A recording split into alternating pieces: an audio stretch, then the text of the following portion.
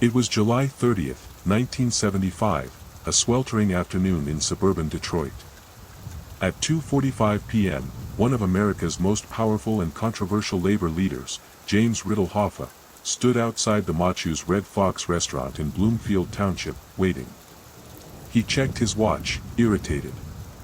The men he was supposed to meet were late.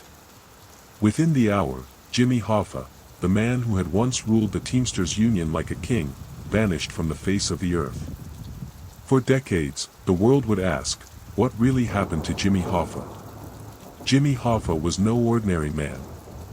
Born in 1913 in Indiana, he clawed his way up from warehouse worker to president of the International Brotherhood of Teamsters, the largest and most influential labor union in the United States. He fought for fair wages, better working conditions, and worker rights, but his methods were ruthless.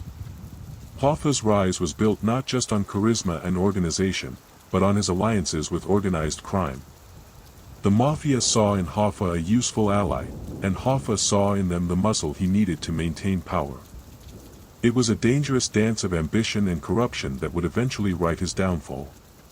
By the 1960s, Hoffa was both a hero and a villain, adored by union members, feared by corporate America, and hunted by the federal government. In 1967, Hoffa's empire began to crumble. Convicted of jury tampering, mail fraud, and misuse of pension funds, he was sentenced to 13 years in prison.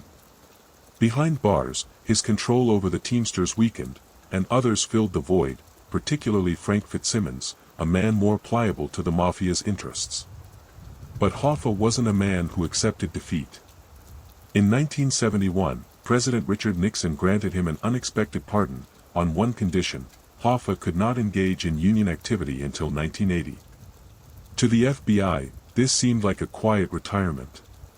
To Hoffa, it was just a pause, a rule meant to be broken. He began plotting his return almost immediately, vowing to reclaim the Teamsters presidency and expose the corruption that had consumed the union he built. What Hoffa didn't realize was that his ambition had already made him a liability to the very people who once protected him.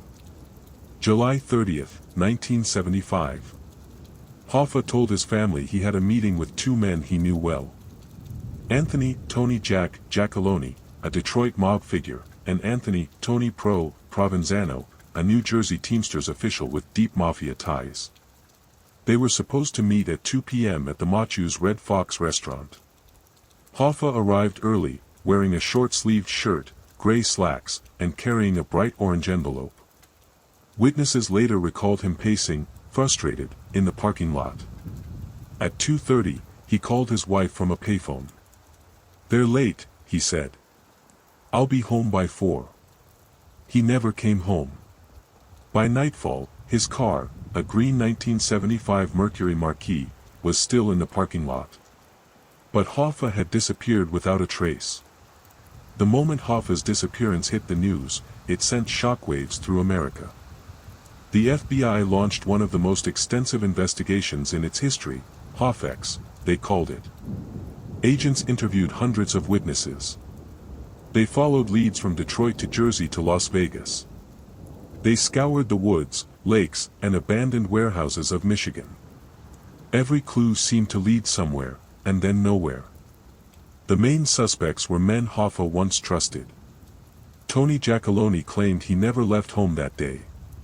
Tony Provenzano said he was in New Jersey.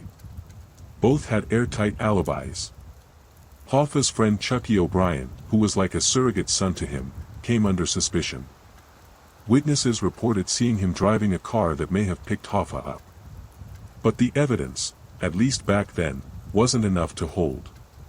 In the years that followed, theories multiplied like wildfire. Some said Hoffa was lured to a fake meeting, murdered, and cremated at a local funeral home.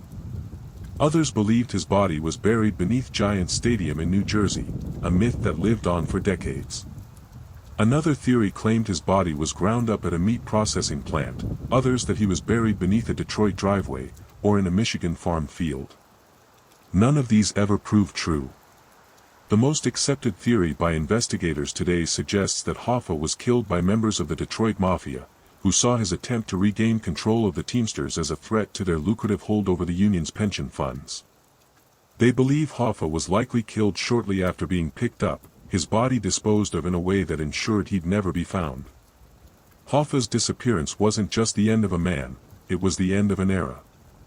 His absence reshaped American labor forever, leaving behind a trail of fear, corruption, and silence.